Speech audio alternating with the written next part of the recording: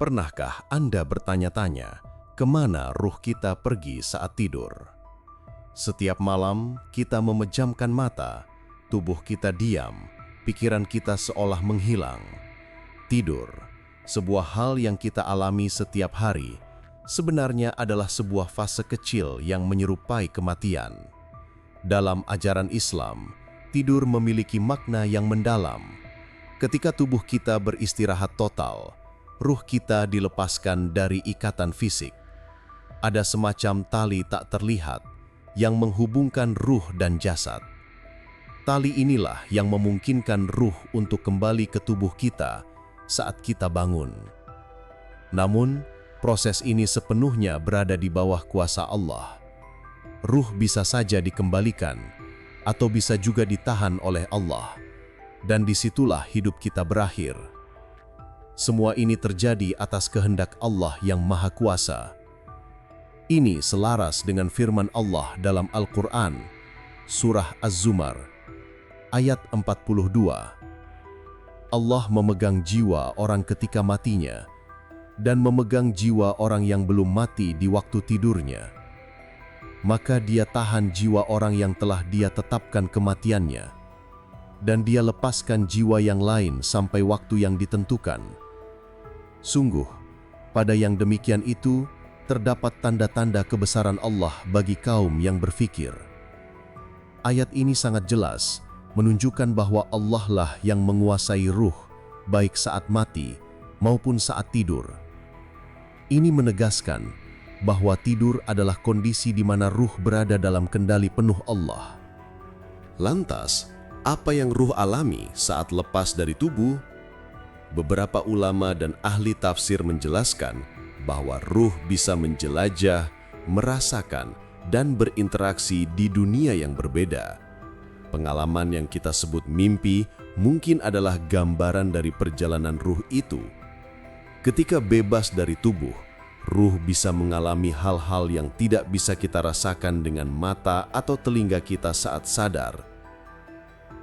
Pemahaman ini mengajak kita untuk menerima hal-hal yang tidak bisa kita kendalikan.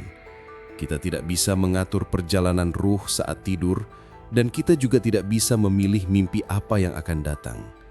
Yang bisa kita lakukan hanyalah memahami bahwa ini semua adalah bagian dari keberadaan kita, sebuah siklus alami yang sudah diatur oleh Sang Pencipta.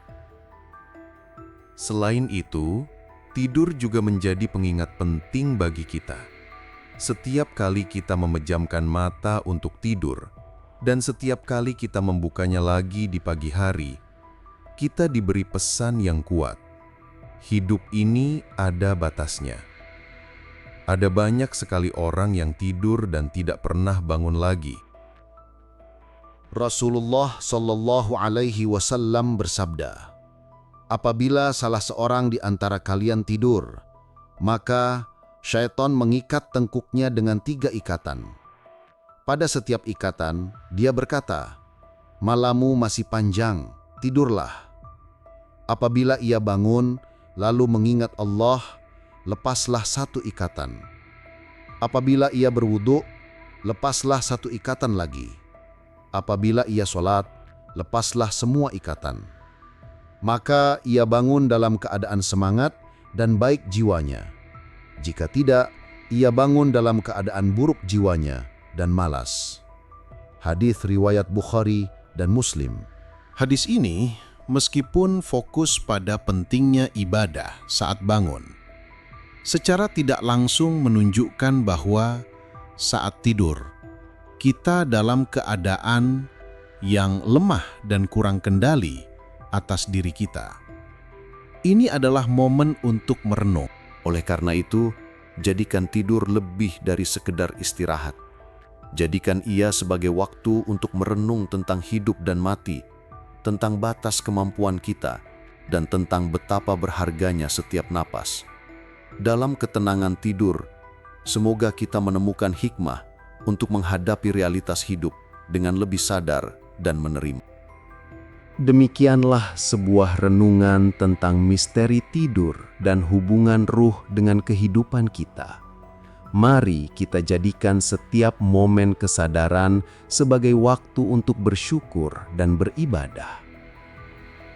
Jika Anda menemukan wawasan berharga dari video ini, jangan lupa untuk tekan like dan subscribe channel ini. Sampai jumpa di video berikutnya.